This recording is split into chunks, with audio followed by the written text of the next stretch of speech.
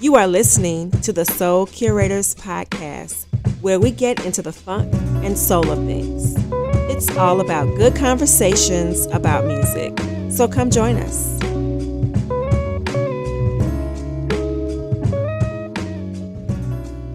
It's 2020 more. The Soul Curators, we are back to give you these vibes. It's your man, Mr. Goodbar here. I got the team with me.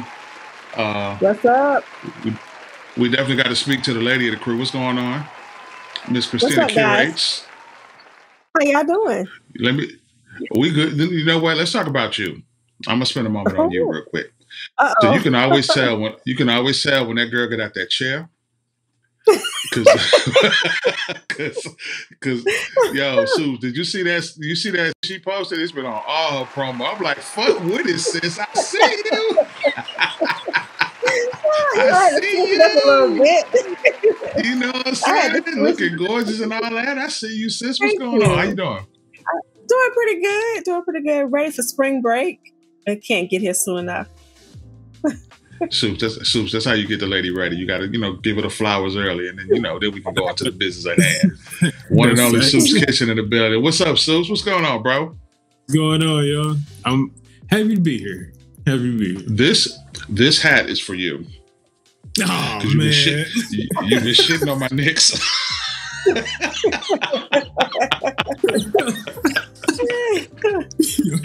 Y'all not beating Every this. time I post up with the Knicks, you be like, boo. Yo, it's good to chop. It's good to see y'all. Good to chop it up with y'all, man. I hope everybody's doing well, man. Mr. LP, I need to hear your voice. What's going on, boss? All is pleasant, man. All is pleasant. Hope everybody's doing well. Peace and love, bro. You know what I found out, y'all? Before we jump into the meat of what we're going to talk about, because Christina came up with a really great topic we're going to spend time on. And maybe I'm ignorant, but I'm going to have to go back to our childhood. I did not know that the original house party from 1990 was it was based out of LA. I thought it was always based in Long Island. Now you the oldest of the bunch. So, I know, and that's why I'm like, yo, my whole childhood has just come apart today. You would know better than where it was based out of, and to be honest. But because Kid and Play, I believe, are from Long Island. I can do the knowledge on it, but we all know they're from New York. Yeah. So I always thought that it was based in a New York suburb. You know what I'm saying? The whole movie was based out of a New York suburb. So somebody on TikTok was saying, No, today. Because somebody on TikTok has said something about that the movie Friday and the movie House Party are in the same cinematic universe. And they theorized that because the dad is in they said that because the dad is in both movies. Rest in peace to why can't I remember his name? Pops. Rest in peace to Pops. Shit.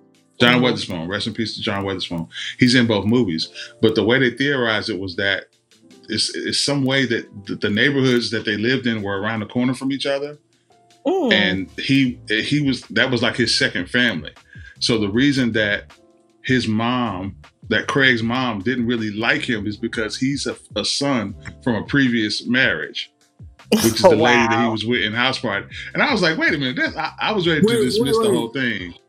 Because so his wife in House Party is the landlord in Friday, right? Talking about your daddy. I said, hey, right, because she don't like Craig because Craig is the baby that he had with the other lady. So when he moved into the apartment complex, that's why she always get him beef. Wow.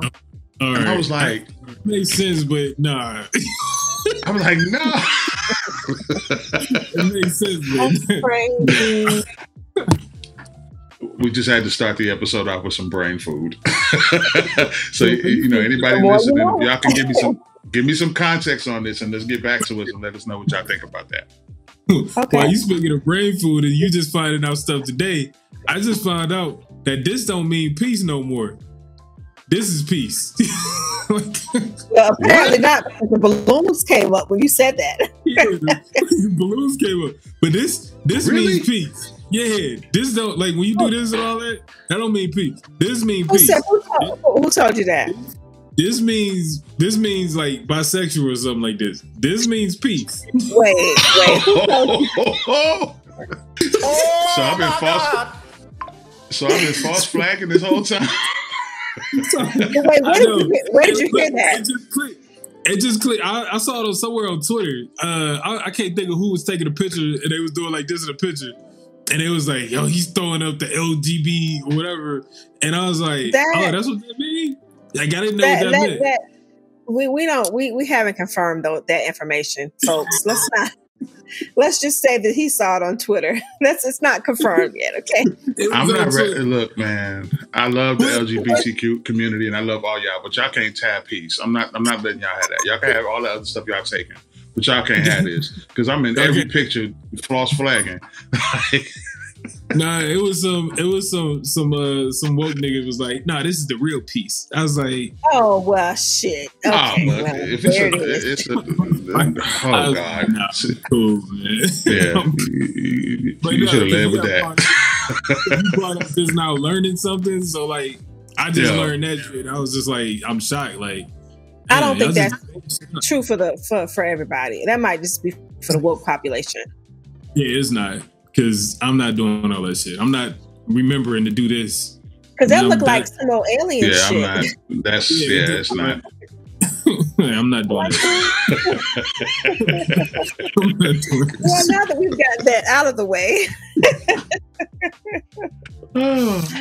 what were you listening to in 2014? That's a good segue. So what music? I decided 2014 because it's 10 years. And we're in 2024, and I'm not really thinking about how much music were we listening to back in 2014 that was actually pretty good. So I'm not going to start because my list is not that long. It's your idea, ladies. You're right. It's my idea. Ladies first. Oh, okay, and before you get started, I have to wish you a happy belated International Women's Day and happy Women's History Month to you. And to all the women who are listening, salute to all y'all. Thank you. Thank you so much. And you can also, and for those who are interested, you can also go to womenshistorymonth.gov and you can get a lot of information on a lot of historical facts on our ladies who have made changes in the world, the ladies who are making changes in the future. Just a lot of resources and information for Women's History Month. So I encourage everybody to check that out. So I'm sorry, Christine. Thank you. But Bar, you are no problem. That gave me a really good idea, but we'll talk about it off air. See, okay. So let's see. For me, I would say the album and I'm probably going to steal someone's album. The album that stood out the most in 2014 was D'Angelo, The Vanguard, and The Vanguard, Black Messiah. That was, we waited how many years for his album? 20 years? Did we wait 20 years? No. Or was it 14 years? No. I think how many years? It was a big gap. He dropped Voodoo in 2000. Voodoo was 1990. I'm the second album. I'm tripping. Let's do our research. Hold on, let me go. I'm looking it up. Okay. D'Angelo dropped. He dropped Voodoo in 2000. So 14 That's what years. I thought. 2000. I thought it was 2000. Yeah. Okay, so 14 years we waited, and of course, we were online like we are now, but not as much. People had their opinions about the album, but it sat with me. Huh? People hated that album. Right. It sat with me, and I felt like there were some. I mean, it's a solid album. There were some good songs that I would go back to. Another Life. Listen to me. Let me go through the list. Really Love was like one of my favorites. I stayed on repeat. Yes. Yeah. Really Love. That's definitely Really Love. And Another Life was on repeat for me. So for me, that was one of the albums that I went to pretty often. Brandon Williams' album was one of my favorite in 2014. The song with Gene Baylor, Stronger. You got Alex Isley, Let Love Be. Leave Love Be. Leave Love Be. Oh. Yes, that song played on repeat. The song with Jesse Boykins is really nice. I mean, so it was a pretty solid album. And I'm just going to leave it like that. That's it for me. I didn't want to pick, I want to share the wealth. We'll talk about the other stuff later on. Like if you add other albums I got to salute the albums that you pointed out. And both of those were really great. I really, and Soups is right. A lot of people gave that D'Angelo album a lot of flack. I will admit it took me about a couple of weeks to really sit with it and then find what I enjoy about it. And to this day, it's still something I go back to. So it's dope. So for 2014, for me, the albums that stood out, I made this list. Of course, I have to start with my baby, Faith Evans, Incomparable. She dropped her 7th solo studio album. She had production with Mars Edwards, Chucky Thompson, Mike City, and others. It didn't do too well. It only debuted like number 17 on independent album listings and number 27 on the charts. But I think it was probably one of her more solid albums. I think it skipped over maybe a couple of the ones that came before it. But Faithfully is still my favorite album by her. Give me your favorite from that album. It is X. What's the name of the song? I'm hearing it in my head, and I can't think.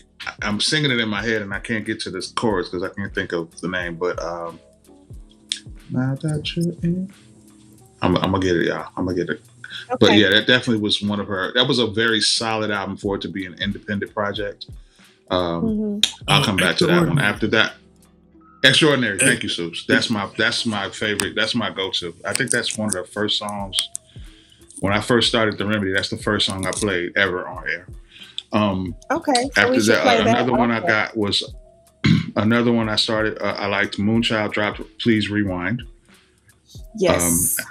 And then we have Freddie Gibbs and Madlib dropped Pinata. And another album that I really like, Currency, dropped Saturday Night Cartoons, which was really dope to me. And he actually ended up dropping some more Saturday Night Cartoons, but that was the first one. I really enjoyed that one. He even had a song that he made me like Baby on. I forgot the name of the song, but he got a song with Baby. He got a song with Baby, and I actually like it. Huh? Like, I like niggas too, baby? Yeah. He got a song with Baby, and I was just like, Baby kind of sliding on this song. I ain't gonna lie. Like, it's Wait, what did you say? I said he's sliding on the song. He is kind of sliding. He ain't rapping because he can't rap. I'm talking about Soups. What did you just say? Oh, yeah, Baby like I gave you the clean version. I gave you the clean version of what Baby said, but he said I fucks with niggas too. Oh, yeah, okay. I don't know why Tony Braxton don't know this, but okay. Like the signs are there, but those are the ones. Speaking wait, we gotta chill. We gotta chill. I don't want no baby. We don't want no beef. We love you, Cash Money Records forever. We love you. We don't want no beef, bro. I am done. I'm finished and I'm done. all three of y'all. All three of y'all. We finished. Done, yeah. Speaking of Tony Braxton, you've not finished. Go ahead, Gabar. I don't know if you were done with your album. I'm done. Those are the ones that stood out to me. But 2014 was an interesting year. I think a lot of stuff wasn't great, but it was a lot of good content that came out. But those stood out for me. Yeah. Okay, Soups, is on you. So 2014, when we originally was having this conversation, I said, 2014 really ain't have a whole bunch of shit that I enjoyed. And then I actually started going back into my catalog of my 2014 albums, and I realized like all my favorite shit dropped. And it's actually when I started Soup's Kitchen in 2014. End of 2014 is when I started doing Soup's Kitchen stuff. So the first album for me that got played heavily is Jamla is the Squad. So Knife Wonder presents Jamla is the Squad. Even though right now it's F Knife, but that's just me. That's me. But it's the Jamla is the Squad album is one of my favorites. He on Instagram right now mixing on that mixer he's supposed to give you. Exactly. Look at me instigating. Exactly. Schoolboy Q, Oxymoron. That was a fun one. That Oxymoron boy. Woo. Yeah, Oxymoron. That's when I became a fan of Schoolboy Q. Like I didn't know. I wasn't really hip to Schoolboy, and then Oxymoron dropped, and I was like, all right. We got Add To Between Heaven and Hell with Crisis. That was a heavy joint. And speaking of another Jamla artist, GQ, one of my favorites, Rated Oakland, is like, that was one of the best projects, especially hip hop wise for me. It was GQ. Absol drop. That was good. Like I like that. These days, R&B wise, well, actually, hold on. We got Rhapsody, Beauty and the Beast. That was a favorite one. Godzilla was my favorite on there. Godzilla. We got Flying Lotus, You're Dead. That was one of my favorites, and it was the Kendrick joint. You're Never Gonna Catch Me. That was on repeat. Yep. Like that was on repeat. Who else? What else? Anderson .Paak, Venice was dropped. That was a great project. Also, Black Milk, If There's a Hell Below. That was one of my favorites that dropped. One of my favorite songs on that was the Black Gold Piece with Bun B. That was a favorite. Like that dropped. It wasn't a whole lot of R&B. You mentioned, D'Angelo. That was one of my favorites. Made in Virginia, Mad Skills, and Bink collab. That was a good joint. Also, Lion Babe had an EP. That was really good. Big Crit dropped a mixtape. I didn't like Cadillactica. That dropped, but his mixtape Is Better This Way. That came out in 2014. That was really good. And also Nipsey Hussle, Mailbox Money came out. That was good. R&B wise, Terrence Martin his album 3 Chord Fold came out in 2013, but the remix joint came out in 2014. That got played heavy. Like I played that every day I could, because Hey You Can't was on there, and that was like my all-time favorite song. That was on repeat all day, every day. Michael Jackson, Escape, that came out. That was a good album. Only reason it was good for me is because the kids thought that was the greatest album of all time. I get off of work, I come home, turn on Michael Jackson. Okay. And Escape was getting played. Like that whole album from front to back got played. So, but that's pretty much it. I know I mentioned like 1,000 albums, but I was coming into this, 2014 mid, and then I looked and I was like, oh shit, like, nah, it was okay. It was okay. It was better than expected. Yeah, it was. I want to give a couple of honorable mentions that I didn't get to name. R&B wise, Chris Brown dropped X, and the X album, which a lot of people probably scoffed at, but he had some joints on there. He has the one with New Flame with Usher. He had Loyal, These Hoes Ain't Loyal, which I don't really subscribe to, but it is a jam. It was a kind of long album, but it was he had Lost in Your Love, and he has probably my favorite Chris Brown song of all time called Drunk Texan with him and Janae Aiko. That was a really dope. And then, of course, he has, my second favorite Chris Brown song of all time, Fine China, is on there. That's the one I think that was like, if he does an album of Michael Jackson-ish type of songs, like give me 10 of those, that might be his classic album. Because Fine China is perfect. That is a perfect song. Another artist that came out that I wanted to give honorable mention to, Euro Droog, dropped the Euro Droog album on Thanksgiving. Nice. And then Soups had mentioned this earlier. Prime dropped. That's Royce da 5'9" and DJ Premier. So those, I wanted to make sure we mentioned those. And I got a chance to see the Euro Droog and Prime connection is pretty interesting because when Prime went on tour, Euro Droog opened for them. So I got a chance to see both of them at the same time, and it was very dope. Yeah, that's what's up. So I had an honorable mention for me. Can y'all hear me? Yeah. Oh, okay. Honorable mention for me was Mally Music. Mally. I played that pretty heavy.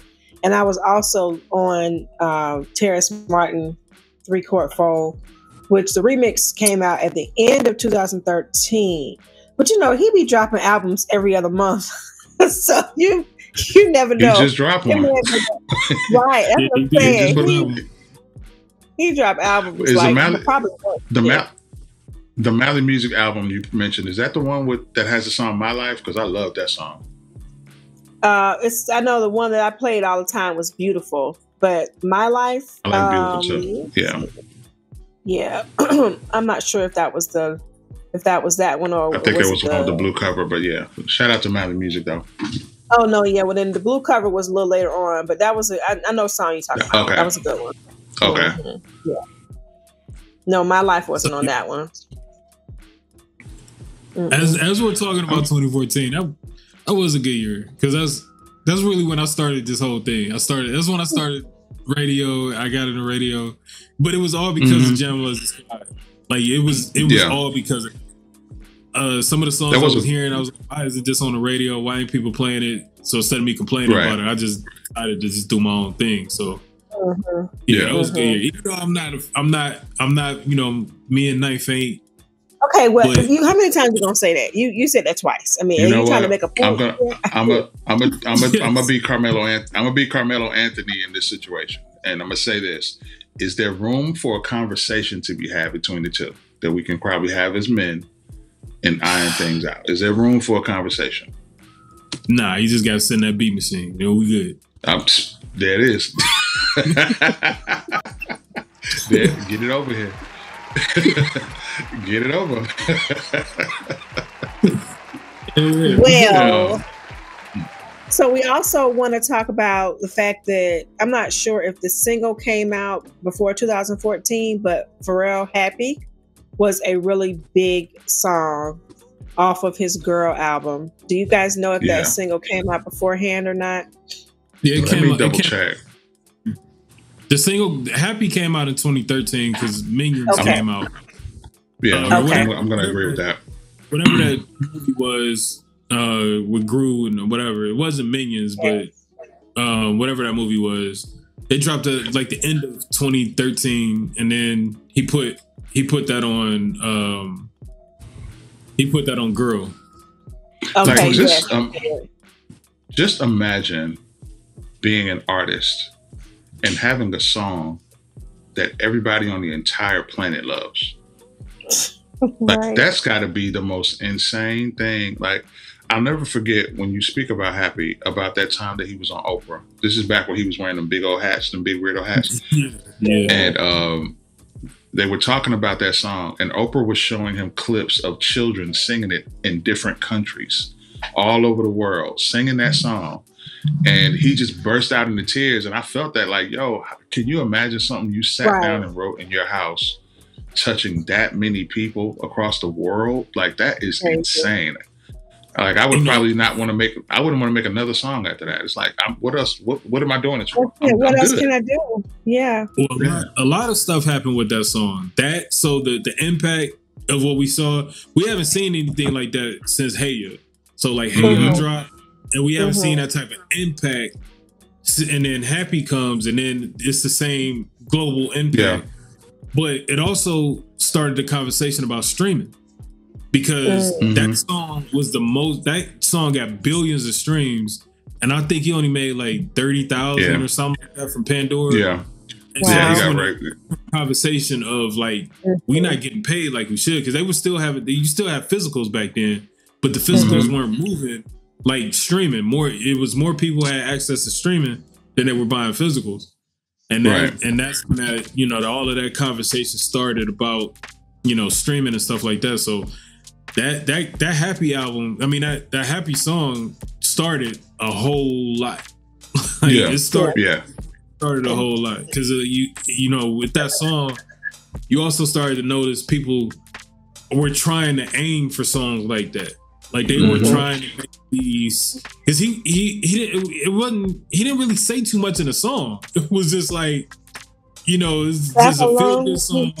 Yeah, this is something that's boom real quick, and I honestly don't think when he made it he was thinking like, oh, this is gonna be the shit. It was just for a movie. Yeah. it was and then the beat too was good. The beat and the breakdown. It was just like it was a goofy song, but it feels good. So I think it changed a lot of people on how they made music. I think too. So yeah. We also I can't forget Beyonce's album in 2014. Although I'm not a part of the Beehive, I did enjoy a lot of the songs from there. Drunken Love, of course, was really big. Partition was huge. Did I forget Beyonce's album? Came out in 2014. Yeah. Holy shit! Because at first I put Partition, I'm thinking like, wait a minute, that's the song from the actual album. That's not the name of the album. But yes, she did come out with a pretty big, of course, a lot of. That Beyonce album was that secret drop, like not secret drop, but just that instant drop. Was it that one or was it Lemonade? No, it was the Beyonce album because she dropped it after she won some award or something like. No, she was on tour. Okay. She was on tour when she dropped it. She just dropped it. She dropped it at midnight because Rhapsody did. It was technically released December 13th, 2013. Oh, we can count it. We can allow it. Okay. We can allow it. The thing is, it's on these streaming places as 2014, and that's weird because I see November. Oh, you know what? She may have dropped the deluxe in 2014. Yeah, in the deluxe album. As a member of the Beehive, and I'm a junior member. I'm not a charter member, but in my personal opinion, that's her Thriller to me. That's just to me. I know a lot of other people may say otherwise, but to me, that's her Thriller. And I only give it that praise because Thriller is just such a magnificent pop album for me, and for a lot of people. But I think that's her. It literally messed my head up. I was like, oh, this is crazy. You know what I'm saying? Yeah. I haven't had a feeling like that only for a few albums that have been released. It's like, what the hell just happened? Yeah. So shout out. Thinking about that, 2014 was different because we just talked about Pharrell and what he was able to do in 2014. But Beyonce, by her dropping at the end in December, it went into 2014. But the way she dropped that album just out of the blue, no promotion, no nothing, just dropped the album, and it went crazy. Everybody had the album and things like that, and so it changed how people was dropping music. Rhapsody did it. She did it with Beauty and the Beast. She just dropped it at I think it was like an hour or two before she was dropping it. She said, "I'm dropping something at midnight," and then boom, she dropped that mixtape. And the core fans is like, "Oh, this is great," and then other people started getting hip to it and things like that. But it was quite a few artists that just was like dropping out of the blue. Beyonce changed how marketing and music, because I do believe that was the album that instead of she dropped that on a Friday, right? And that's when they started doing release dates on Friday, because it used to be on Tuesday. Yeah, you're right. I think it was an off day, because before then release dates was Tuesdays, and then she dropped it on an off day, and I think Friday was the day. Yes, and then all of a sudden after that, music started. Friday is the new release days. So she was the one that changed the dates? Pretty much. She kind of, the response from the album being released it kind of encouraged people to just change the date. And then on top of that, and Al Pete mentioned this once before, and I've been mentioning it before, like I've been imploring artists, drop your album on the weekend. Give us the weekend to rock it. Let us drop it on Friday. Don't make us wait till Tuesday. You know what I'm saying? Like give it to us Friday. Let us have a weekend to rock it. And then, boom. That's just me personally, and I think I'm looking at it from a broadcasting perspective, how it helps, because it's easier to break records on the weekend because most people are not working or not distracted with other things, so it's easy to break records. But I can also see the benefit of dropping it on Tuesday. Me personally, maybe it's just I'm biased because my show is a weekend show, I want to have it Friday so I can just rock it, that next day. You know what I'm saying? But you want to be able to say, I rocked it first. This my shit. Well, yeah, there's something to breaking it. And then, and I kind of want to ask you guys is like, what do you guys think about that particular type of drop? Like if an artist, if Dwele just post on Tuesday, Wednesday I'm dropping something. Like, how do you guys want that, or do you want the promotional lead up? Like that I want it whenever. So for me, when artists just drop, I personally like that. Like just something that just drops out the blue and just like, okay, I'm dropping this. I personally enjoy it because I don't know. It's like it don't feel forced. Like it just feel like this is something I just wanted to give to you guys as my fans. Boom, and I feel special that we got something without this big label pushing it and all that type of stuff. Which I know, that's the label is a part of all of that type of shit. But it still feels nice to just have something out of the blue. Like again, if Dwele just dropped and he just said, "Hey, tomorrow I'm dropping an album or I'm dropping a song," I'm all for it. Like nigga, it don't matter. And it really don't matter the artist for me. Kendrick did it. Like he just dropped out the blue and stuff like that. So for some artists you can't just drop out the blue. For some artists, you know what I'm saying. So like I think. Going back to Dwele, if he was to drop, he could, because it's so many. We've been waiting for his music for so long. So for him, yeah. But somebody for like, Alice Isley, she would need to say, "Hey, on this date, I have a song coming up." I don't feel she just dropped the song and then people are gonna flock to it. Because I think her core fans will flock to it, and she's still not well known enough for people to whether she wait to advertise it or not. I mean, I don't think it matters for her. I'm kind of in the middle of both of that. I agree with you both on that to a degree. I think the people that care about her music, that's already, that's whatever, it's gone. But right. I don't know if she's quite to the point where a project coming out won't benefit from a release schedule type of promotion. Whereas if, and like Soup said, I think it's different rules. It's a sliding scale for certain artists that can just do that, and I think there's some artists who don't give a fuck and just do it anyway. Like Little Brother, they'll just drop it out and say, "Fuck y'all, here," Right. Yeah, they don't really care about how it does. They just want their core fans to have it and to leave them alone. You know what I'm saying? So that's kind of why they do that. But yeah, me personally, if I just drop something out the blue, I'm with it. I'm 100% with it. But I really would like to see her get a rollout, only primarily because and I'm pretty sure we all feel the same. I want her to get. We're not gatekeeping her. We want her to kind of go. You know what I'm saying? I'm cool with her going. So yeah. Yeah. That's cool. So I think we are ready for our questions. The bonus round. I'm with it. We ain't done this in a while. Yeah. Hold on, good boy. You didn't mention your favorite album of 2014. Oh, we did. Oh, my favorite album of 2014? You didn't mention, he did. He didn't mention Pink Print. Oh, how could I forget Pink Print? Oh my God, the nerve. The barbs are gonna be on me.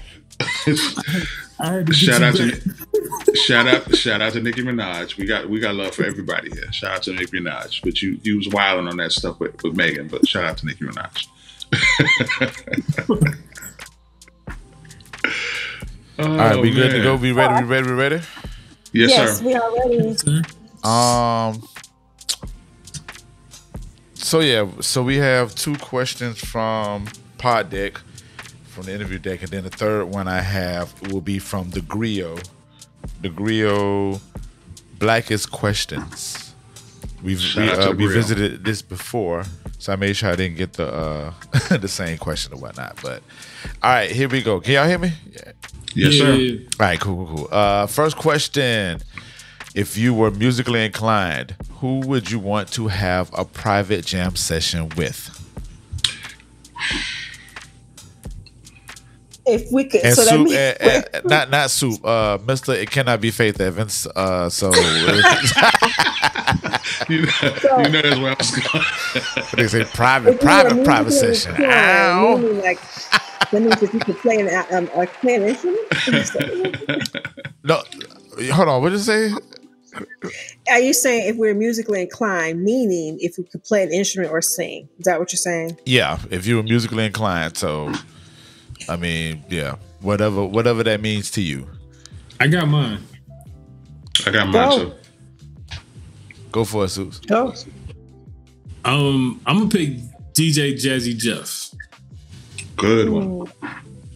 Yeah, I'm gonna pick Jazzy Jeff because if I get to sit in with him, he's bringing the musicians with him. And then he's also a great mind when it comes to production and just the instruments that I hear in his production and different things like that.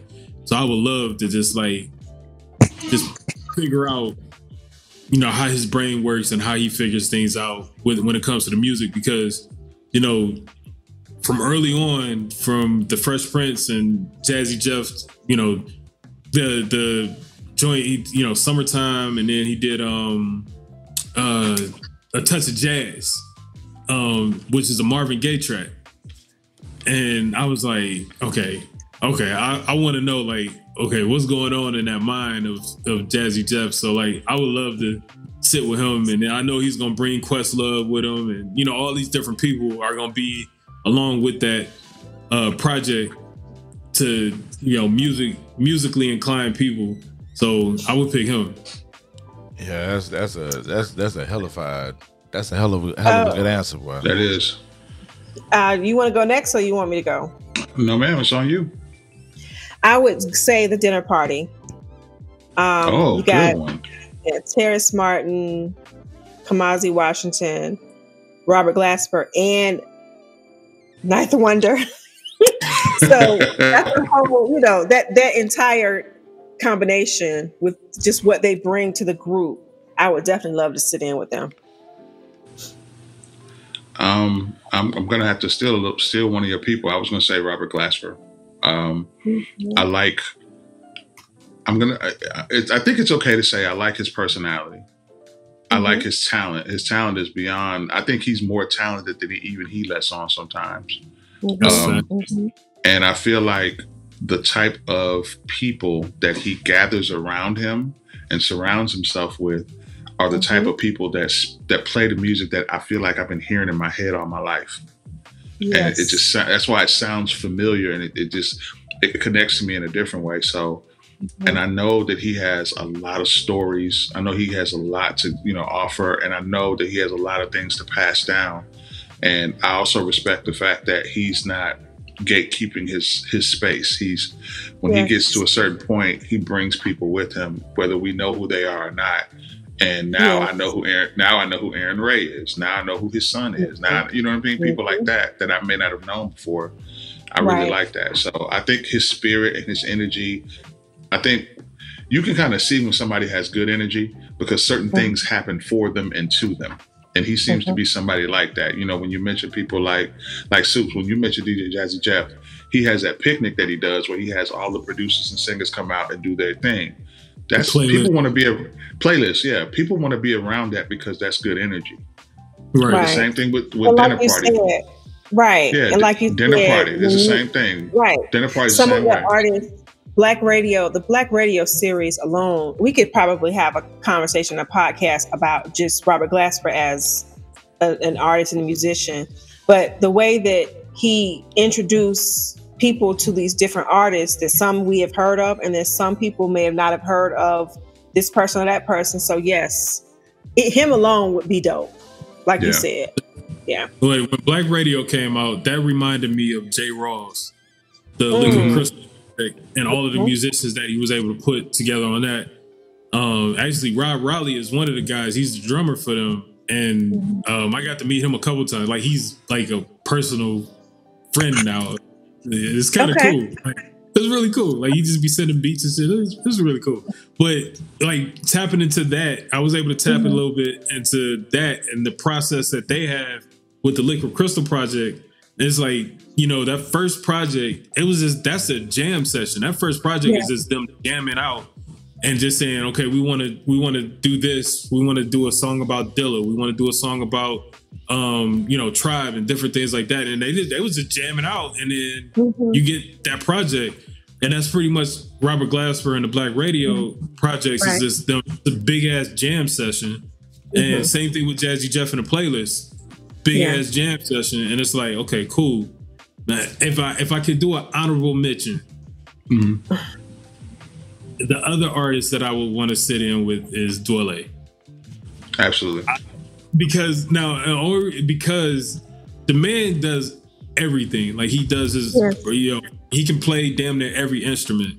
So like being able to sit in and watch one person do everything and also mix and master his album, I would like to just watch that process and just learn from that. As y'all were, I'm sorry, go ahead, Priscilla.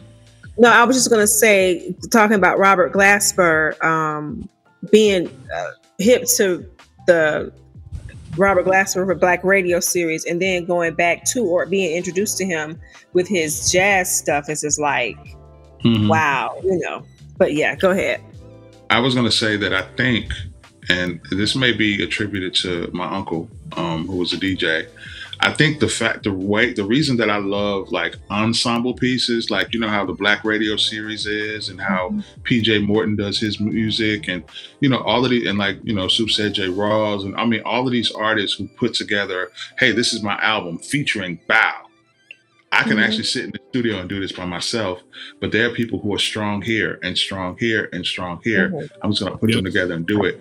It's giving me like, do you guys remember Quincy Jones' series of albums like The Dude, and then the one after that was Secret Garden? Like, it reminds me of that type of energy where it's like a maestro who's like, I can master this. Yes, I can play every single instrument in here, but this guy's dope on the drums. I'm going to put him there, and then I'm going to put them there. And it's really like, it's putting together, and I hate to use the phrase it's so used, like a gumbo. It's like, everybody, I can do all of these things well, but this guy's perfect at that. So I want him to do this. And then I'm going to ask her to do this. And her voice is perfect for this. It's like, and those ensemble pieces, just they move me. That's why the Black Radio series is just so, and PJ Morton's albums are so much, they mean so much to me. You know what I'm saying? I would definitely consider Robert Glasper to be what, I mean, he has a ways to go, but he is shaping up to be a Quincy Jones or Terrence Martin as well, just because of the music that they can create. And now Robert Glasper has been doing, like, of course, the piano soundtrack. He's done soundtracks. I mean, he's just in his bag musically all over. So shout out to Robert. I'm gonna say this. This might be. I might not. I don't think Robert Glasper got too far to go to be from Quincy Jones. I think he's right there. Like I believe, and to me, I think he's today's Quincy Jones and so Terrence Martin. Like those two guys, what they do for hip hop, what they do for R&B, I believe I give them that Quincy Jones hat. Like we look at Trey and we look at those guys and say, oh, them the Quincy Jones. Nah, not like what Robert Glasper is able to do, not what Terrence Martin is able to do. Like what they're able to do, it's just something different. And when their name is attached to a project, whether it's hip hop, R&B, whatever project it is, you're getting the best project ever because of them putting their hands on it. And let's remember, like, and the only tiny pushback I would give, and I don't really agree with the pushback, but I see what you're saying, is that Quincy Jones, along with Rod Temperton, they helmed the Thriller album, which is the standard for what's great. You know what I'm saying? Pretty much in all genres. And I know Robert Glasper and Terrence Martin have something like that in them. They may not have done it yet. Now, I think they got a taste of it because their hands were very heavy, specifically Terrence Martin in the To Pimp a Butterfly album. Because the To Pimp a Butterfly album was kind of like that. It was kind of like a amalgamation of everybody doing something. You got Bilal, Layla Hathaway, Robert Glasper, Terrence Martin, Rhapsody, just artists on Thundercat, everybody's on that album. You know what I'm saying? And that's kind of like, it's kind of going that way. So Susan, I agree with you. It's kind of that's where they are. If they're not there, they're going there. So they're very closer than we think. They're not that far. Absolutely. That was a good question. I like that question. That was a good question. That was a good question. Ready for one number 2? All right. Number 2. So let me see. This is not necessarily music related, but I feel Plus, like me and Faith ain't gonna get no work done anyway. So yeah. Oh Lord, Jesus! Oh my God! Oh, well, we're These niggas. Hey, Faith on this show. Stay away from these niggas. Let me tell you right now. If we sit down with Faith Evans, y'all are gonna have to carry this interview. I can't say nothing to her because my whole shit gonna be thrown off. Like if we ever do anything with Faith, it's got to be virtual. It's got to be. Bro, listen. I'm gonna be sitting there like this the whole time. It's gonna have to be. It could be in the same city, but it's gonna have to be virtual. Bro, I'm sorry, Alfie. No worries. We understand. All right, so I think this. I think y'all still gonna answer. Somebody's probably gonna answer musically, but what 3 things would you leave in a time capsule for people to open in 50 years? It could be one thing. It could be. It don't have to be 3 things. It could be one thing, and if you want to like strictly say something musically, go for it. Like I would. Okay, so I'll start. What happened? I said I'll leave a calculator. Oh my God! I mean, sums up my career. You know, no. That's a good question. That's a good question. You said so. I would. So for me, I would. For me, I would probably. I don't know, man. This might sound weird, but I would put like a Little Brothers documentary on like on a disc or on a flop, like a external hard drive. Mm-hmm. And so when I would hope that somebody would pull it out and watch it. Somebody of substance. Like it's almost like how we talk about the Thrillers, the Quincy Joneses and stuff like that. You know how we watch like documentaries back then, and we learned so much about what's going on now from what's in the past.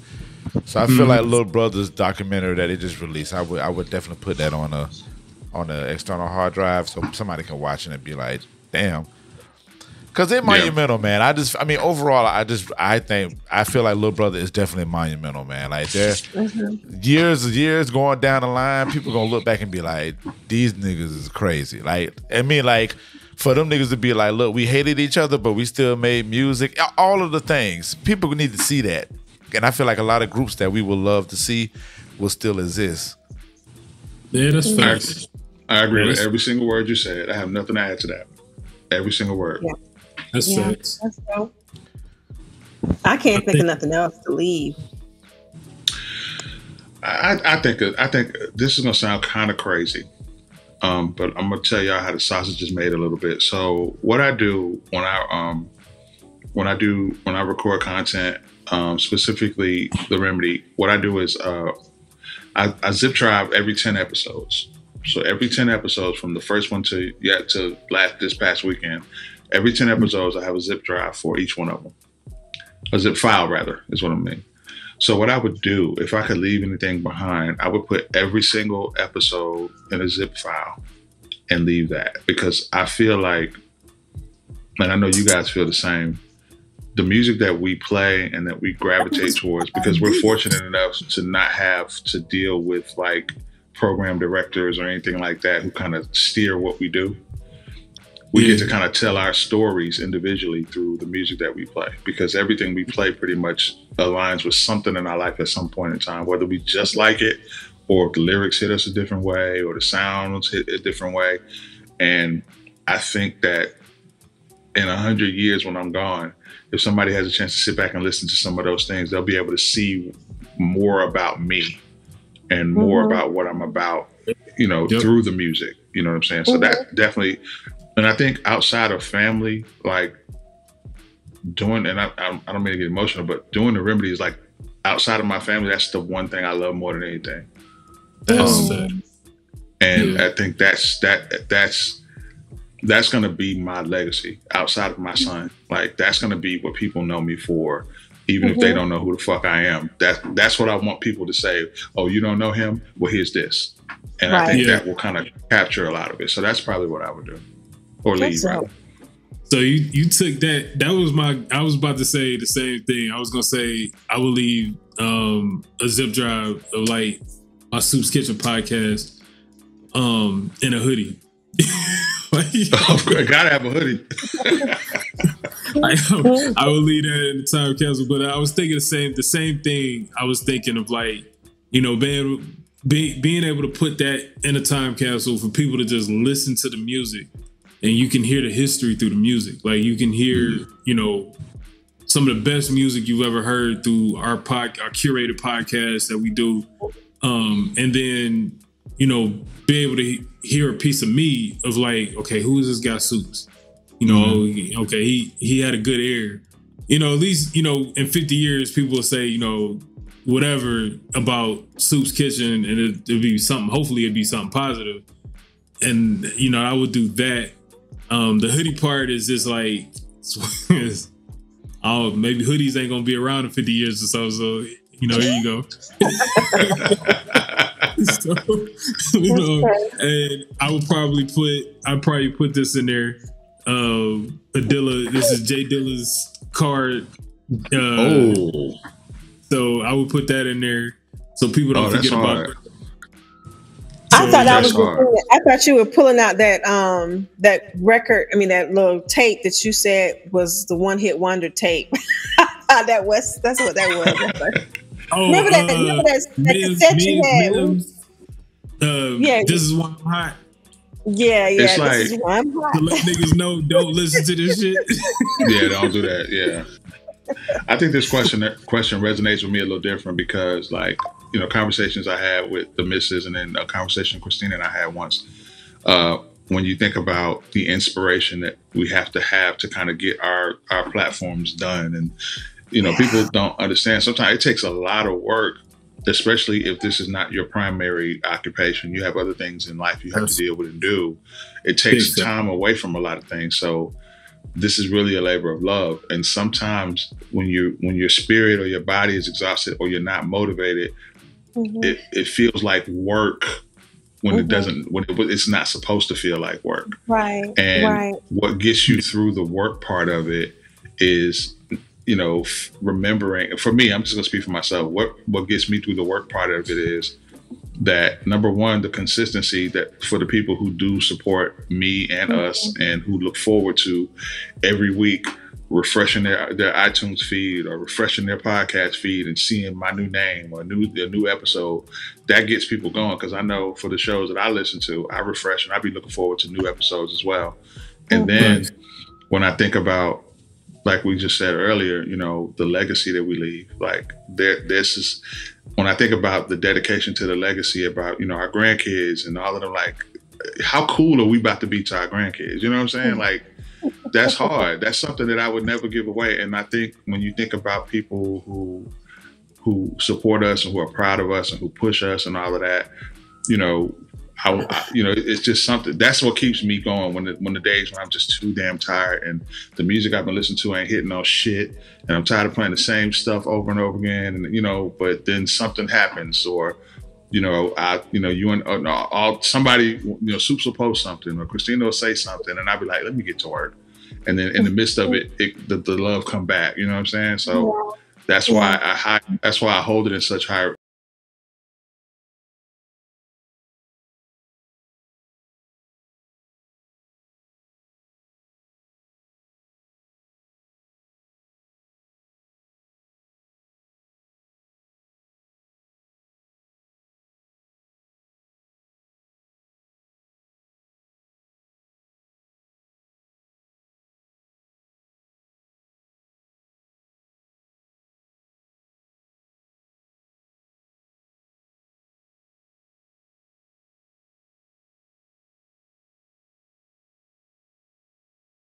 you can Google daddy?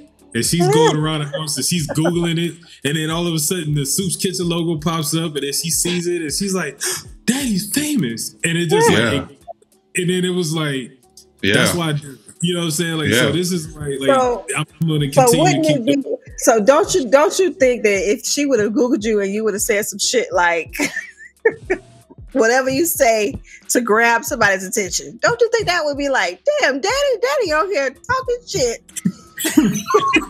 No, I mean, she might get that later. Right. Yeah, right now, it's just like she just kind of like she sees Soup's Kitchen podcast and she like, oh, okay, daddy's famous. But like, you know, I don't know. I don't really be saying a whole lot, but you know, I don't be saying a whole lot on social media. Like I could say a lot more, but I don't really be saying a whole lot. Like, thank you so much. That's a dope question. Like I said, that was a good question. So, you know, some things are left for the home conversations.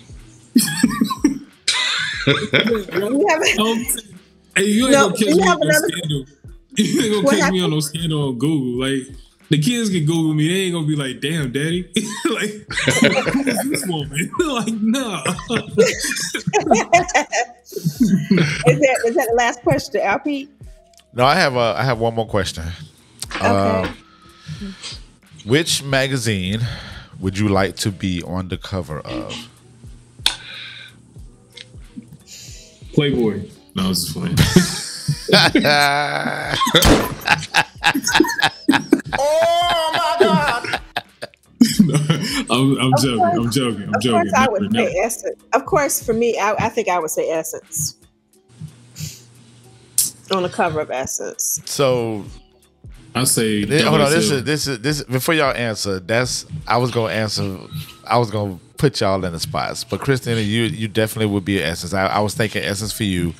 I definitely would say the XXL for Soups, and I would say Vibe magazine for what you call it. God damn, bro, you just read my whole mind. Hey, that's just off style. That's just off like y'all character and how I vision y'all. But yeah, Bro, I swear on everything, you just read my entire mind. I was actually thinking Ebony for Chris. No, Jet. I was thinking Jet. Damn, you just baited me back to Jet. Hold on, let me find out. Let me find out. Christina will be she'll be what is it? The beauty of the week. Beauty of the week. Oh Lord, have mercy. Nah. She's from Jacksonville, Florida, and love watching movies and riding horses. You know what I'm saying? A math teacher. Them captions used to be so crazy. The captions is crazy, right? Yo, that is wild, yo. Hey, because what was crazy is I followed somebody on Twitter and she was a Jet Beauty of the Week. I think her name was Dawn. And I was like, oh shit, I remember that picture. Wow. You know, it's weird because my first answer to that question was going to be Essence, because I've always wanted to be on the cover. You know how they be having special episodes, special issues, and it's men on the cover of Essence? Mm-hmm. I was like, and they always put the men in these dope ass colors and dress them real great for the women.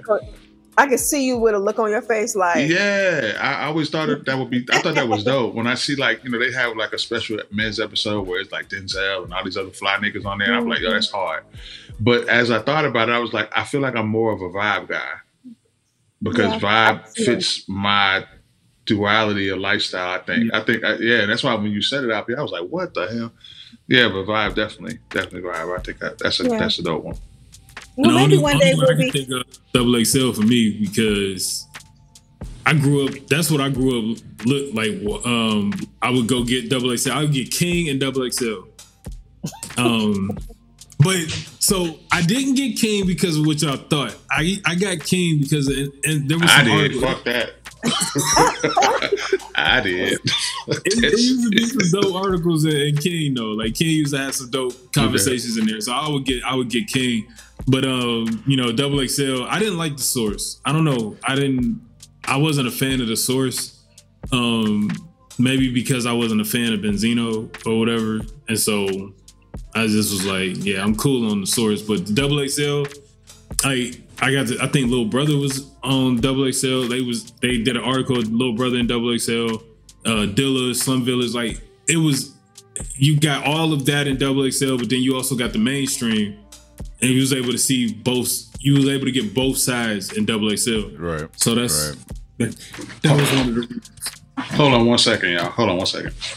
What would you be on, Alvin? What's that now? Which magazine would you be on? Shoot. I mean, some with DJ. Can't believe Scratch. I would say GQ. I can't believe this subject came up. So I have to confess, I'm a professional hoarder of magazines. So I still have. Wow. I have copies of. I have old Vibe. I have a bunch of them. This is just a couple of them that I got that I could get to without digging into my box. But yeah, I got. I keep all. Look, bro, like. Yeah, that's the classic cover right there, brother. That XXL with holes and yeah. Wow. Yeah, I had the crazy thing about it. I got married in 2009. I had all these. I had that magazine. I had it all. I had it. Faith is on King too. I got a Faith King too. Yeah. And remember this one? Wow. Remember they tried to bring Blaze? Or let me get back to the screen. Yeah. Remember this one? So I have a gigantic box with all of my favorite, issues of Vibe, and I still got some sources, all the classic ones, all the ones that really matter. And XXL, I still got all in my closet right over here, and those are the ones that are off the top. So I just grabbed a few of those, but I got every cover that's dope. I got it. That's cool. When I moved out the house, I threw all that shit away. Like I was not. I got married in 2009. I had all them XXLs. I had the Kings. I had a couple sources. I tossed all that shit. I was just like, I don't need this magazines. Like I wasn't thinking. I was like, I got the music. I was like, I got the music. I got the CDs. I wasn't thinking about the article part of it. I was just like, whatever, I did a purge.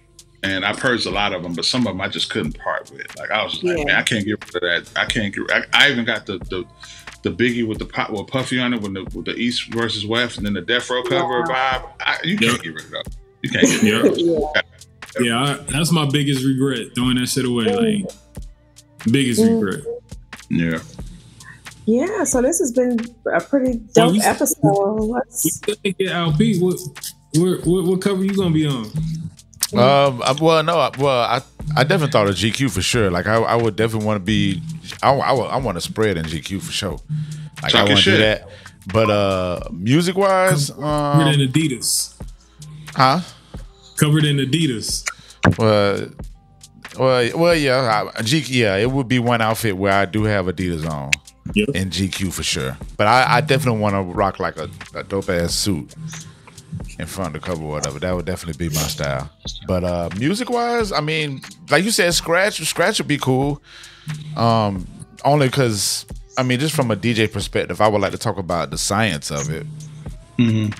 And because I don't think I get to talk more. I don't think I get to talk a lot about the science of like DJing and like even with me just loving music. So I think a magazine like Scratch. So when I thought about the magazines for y'all, I was thinking about y'all adding. I mean, overall the cover just from a talent standpoint, but y'all, I feel like all of y'all could write a editorial in each of these magazines.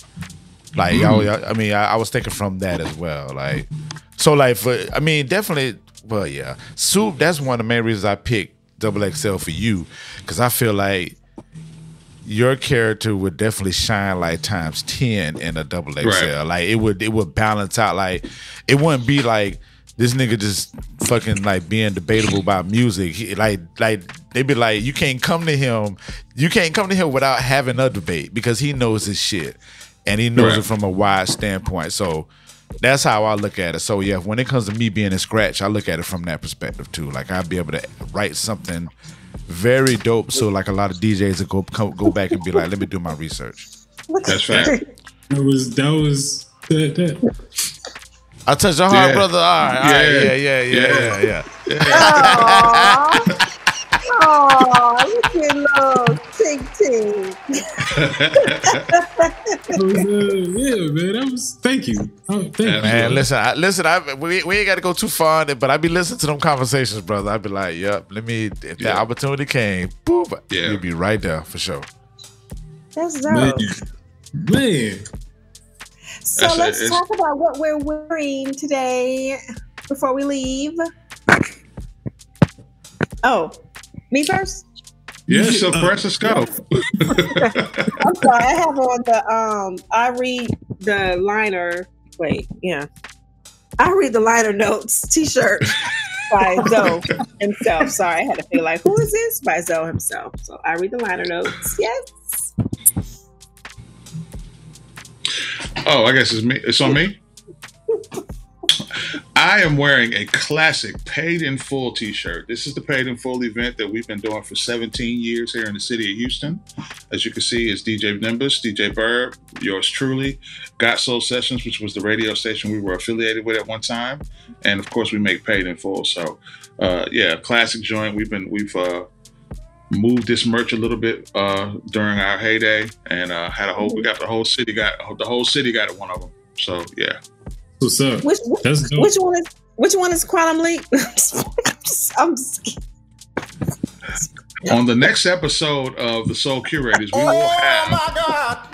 we will have Grandfather Clock, aka the host and producer of Quantum Leap Radio, to come join. You know what I'm saying? Watch this. Watch me be messy. To join Christina Curates for an exclusive one-on-one interview. Yo. I'm gonna make it. Y'all want to be messy? I'm gonna make it muddy. No, I'm just playing. I'm gonna text. Hold on. I'm gonna text him right now. No, that's okay. We're just playing. I'm just. I mean, we can have him on the show. Get your questions together. Get your questions together. I'll help you with your questions. I'm not. This is gonna be. We're gonna sit this one out. This is gonna be a SQ special. No, we're not going to do. Wow. Oh, boy, that's funny. I am wearing a Soup's Kitchen special. It is something that I did. More music, less talk. This is a special hoodie. It's a merch product for Soup's Kitchen. Actually, this is actually one of my favorite hoodies, though. Like, and where can people get your merch, Soup's Kitchen? You can get my merch on the link in my Instagram bio. It's a merch link. You click on it and you can order whatever you want, and it's drop shipped directly to your house. Absolutely. And if you'd like to get a Paid in Full t-shirt or any Remedy merch, you can go to MrGoodBar.com. Just go to the store and pick what you like. And like Soup said, straight to the door. That's what's up. This has been a good one. Yeah, Christina, get your questions ready. This has been a great episode of the Soul Curators podcast. I want to thank Mr. Al P for participating and making this live like it is. I want to thank Christina. That's right. Clap it up. Clap it up. Got some emotional questions. Yeah, I want to thank Christina Curate. I want to thank Christina Curates, and again, I want to wish you a happy Women's History Month. So salute to you. Please make sure everybody goes to womenshistorymonth.gov and get your knowledge on for the ladies in your life, and for the ladies that are not in your life. They deserve the recognition and the time. So please make sure you honor the ladies in your life like we honor our queen here. And of course, I want to salute Soup's Kitchen. We're not going to put this out there, but we want to salute you on the progress that we celebrated with you. So salute to you, bro. And we're very happy and proud for you. And, we're holding you down. So salute. Absolutely. Yeah. Thank you. This has been good. Yes. And thank you, Mr. Goodbar, for your contributions as well. That's facts. You gave everybody else accolades. We got to give you accolades too. The remedy, it be going. So I'm just a janitor here. Your voice for Soul Curators is much needed. We couldn't do this without you. What you were able to do for this, how you bring it to everybody's attention, and you guide this show, and we truly appreciate you. So I received that. Thank y'all so much, man. So look, until next time, y'all, please make sure y'all check out the albums. If you want to revisit what we talked about for 2014, of course, run this back. I encourage you to check out the projects that we named. We picked out the best ones that stood out to us. I know we have excellent taste in music, so please go back and check those out. Until next time, Soul Curators, we are out. Y'all have a great one. Peace and love. I did it right. Oh. And we're out. Thank you for tuning in to the Soul Curators podcast, powered by the MPN Network. You can check us out on all streaming platforms where podcasts are available.